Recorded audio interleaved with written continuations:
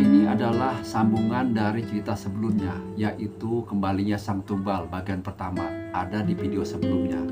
Dan yang ini adalah versi tamatnya, bagian keduanya. Mari kita simak kisahnya. Akhirnya lambat laun, Madin mulai merasa bahwa dia telah ditipu oleh orang yang mengaku bernama Pak Saman itu. Karena ketakutan yang teramat sangat, dengan berat hati dan cucuran air mata, Madin terpaksa bekerja keras di tempat itu seolah tanpa henti. Dikatakan tanpa henti sebab seolah tempat itu tak ada pergantian siang ataupun malam. Hari-hari kelam itu dia lewati dengan cucuran keringat tiada henti. Semua pekerja termasuk Madin di dalamnya baru berhenti tatkala tiba saatnya makan malangnya. Makan saja dijatah sampai 2 kali sehari. Entahlah siang atau sore, kami tak bisa membedakannya, cetus Madin mengingat saat itu. Ketika ditanya apa saja yang dikerjakannya di tempat itu, Madin menjawab kerja apa saja, mulai dari membangun rumah, mencuci, dan masih banyak lagi, termasuk membersihkan kandang babi. Banyak babi berkeliaran di tempat itu. Mereka seolah menjadi tuan rumah bagi kami. Kenangnya lagi, kira-kira sebulan kemudian, Madin baru melihat jika di ruangan lain atau tempat lain ada pemandangan yang sangat memilukan. Banyak anak-anak kecil, baik laki-laki maupun perempuan, bekerja mengepel lantai sambil menangis. Bahkan anak-anak itu dibiarkan saling cakar-mencakar satu dengan yang lainnya sampai berdarah-darah. Mereka, anak-anak yang masih suci itu, mengerjakan pekerjaan yang seharusnya dikerjakan oleh orang dewasa. Semoga Allah melaknat iblis terkutuk itu. Ingat Madin dengan mimik menegang, menahan amarah akan kenangan yang sangat pahit dan menegangkan itu. Madin saat itu terus bekerja dan bekerja bersama puluhan orang lainnya dari segala umur. Tempat itu benar-benar seperti neraka bagi orang-orang yang belum tentu mengerti mengapa mereka bisa berada di sana. Mereka bekerja untuk siapa dan apa salah mereka sebenarnya? Berminggu, berbulan, dan hampir 6 bulan Madin bersama orang-orang malang itu terus bekerja, sekalipun mereka tak pernah mendapatkan makan enak, apalagi digaji. Kita kembali saat Madin hilang ketika menggembala kambingnya beberapa waktu sebelumnya di hutan dekat aliran sungai Cisadane. Ketika itu, berita tak pulangnya Madin ke rumah bersama kambing-kambing gembalaannya itu menjadi kegemparan seluruh warga desa. Kedua orang tua Madin pun ikut panik dan menangis demi mengetahui Madin tak pulang. Kedua orang tua Madin pun ikut panik dan menangis demi mengetahui Madin tak pulang ke rumah hingga larut malam. Setelah disepakati oleh beberapa pemuka desa, akhirnya rombongan sesepuh desa dibantu beberapa pemuda menyusul dan mencari Madin ke tempat biasa ia menggembalakan ternaknya. Memang tak begitu sulit menemukan tempat itu, tapi para penduduk tak menemukan Madin. Hanya 4 ekor kambingnya saja yang ada di sana. Setelah dijelajahi areal hutan sekitar tempat itu, nyatanya para penduduk tak menemukan juga jejak Madin. Akhirnya mereka pulang dengan hanya membawa 4 ekor kambingnya saja. Sesampainya di rumah, kedua orang tua Madin hanya mampu menangis dan tak bisa berbuat apa-apa. Namun belakangan diketahui kalau Madin sesungguhnya anak angkat kedua orang tua itu. Dulu mereka tak punya anak, sehingga Madin diangkat sebagai anak. Setelah mengangkat Madin sebagai anak, barulah ibu Madin mengandung ketiga anaknya yang lain. Baru keesokan harinya, seorang penderes getah karet mengabarkan penemuan seorang mayat di semak-semak di tengah hutan dengan penuh luka. Mayat itu tak lain adalah Madin. Para penduduk mengira dan diperkuat oleh analisa dokter jika Madin tewas karena diserang binatang buas. Hal itu ditandai beberapa luka serudukan binatang dan beberapa helai bulu babi hutan yang masih menempel di kaosnya. Berita kematian Madin makin membuat gempar desa. Bahkan ibunya beberapa kali jatuh pingsan. Entah pura-pura pingsan atau memang dia menyesal karena telah melakukan semua itu demi kekayaan. Yang pasti saat itu juga jenazah Madin langsung dikuburkan. Selama waktu berjalan, kematian Madin sedikit demi sedikit mulai hilang dari ingatan seluruh warga desa.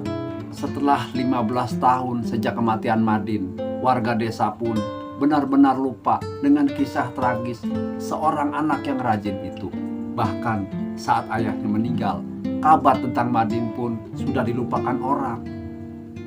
Beberapa hari setelah ayahnya meninggal, kegemparan luar biasa kembali terjadi. Di desa itu tiba-tiba muncul seorang lelaki setengah baya yang mengaku bernama Madin, anak yang dikabarkan meninggal dunia 15 tahun yang lalu akibat diseruduk babi hutan.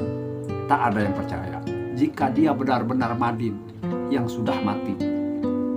Namun, sejumlah warga desa yang menjadi saksi peristiwa 15 tahun silam itu mulai percaya. Hal itu ditandai dengan beberapa tanda, di antaranya kaos yang dipakai Madin ketika hilang dulu, walau kini sudah hampir hancur dan terasa kesepitan. Begitu juga celananya yang sudah compang-camping, namun masih dikenakan oleh Madin.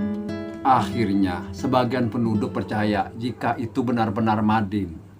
Acara selamatan pun digelar, dan disinilah awal kisah ini meluncur dari mulut Madin sendiri. Walau begitu, tak sedikit pula orang yang takut berdekatan dengan Madin yang dibilang mayat hidup. Mengapa hal itu bisa terjadi dan siapakah yang mati itu? Saat Madin masih berada di alam siluman babi yang menurutnya hanya 6 bulan itu, padahal yang sesungguhnya sudah 15 tahun. Tiba-tiba ada kegaduhan. Rumah besar bak istana itu tiba-tiba bergetar hebat seperti gempa. Orang-orang berlarian menyelamatkan diri termasuk Madin. Dalam pelariannya di antara guncangan tanah, telinganya mendengar sebuah lagu yang pernah didengarnya walau dia sudah sangat lupa. Ketika dia dengarkan dengan seksama, Madin baru ingat jika lagu itu ternyata suara azan, pertanda ajakan sholat. Dalam kepanikannya, dia mengikuti suara dan menirukan azan itu dengan linangan air mata. Bumi makin bergoncang hebat, tanah di sekitarnya seperti berterbangan ditiup angin topan.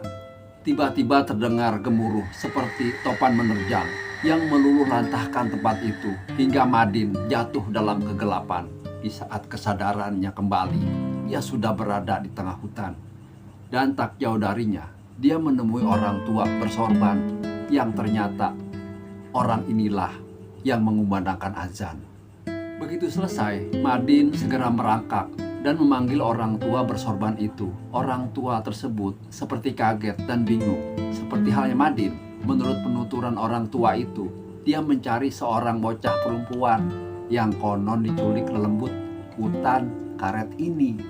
Tapi yang muncul justru Madin. Namun orang tua bijak tersebut sudah mulai menangkap arti semua ini dengan menyebut kebesaran Allah.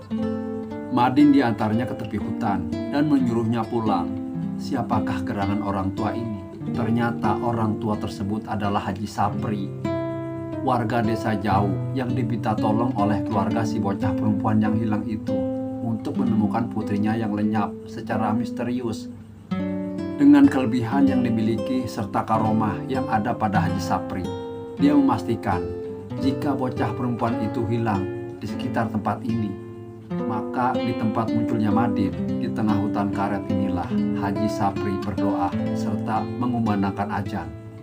Namun tanpa diduga, dia justru menemukan Madin, padahal tujuan semula Pak Haji adalah mencari bocah perempuan itu. Ini adalah sebuah karunia Allah bagi umatnya yang beriman, dan Haji Sapri adalah salah satu umatnya yang diberi karomah. Cetus Madin mengenang Haji Sapri yang telah meninggal beberapa waktu silam. Bukan itu saja, belakangan ternyata atas kuasa Allah, bocah itu pun ditemukan oleh Haji Sapri. Bocah itu ternyata dibawa makhluk halus di tepi hutan dekat dengan jalan raya. Tempatnya dedemit penunggu pohon tembesi. Madin pun mulai mengetahui jika kematiannya adalah karena ditumbalkan oleh orang yang silau akan dunia. Ternyata orang tua angkatnya memuja siluman babi demi kekayaan. Semoga peristiwa ini mengajarkan suatu hikmah bagi kita kita akan kebesaran Allah dan janganlah sekali-sekali berbuat syirik padanya. Aku mengucapkan terima kasih kepada yang telah memberikan like, komen, apalagi subscribe-nya. Assalamualaikum warahmatullahi wabarakatuh.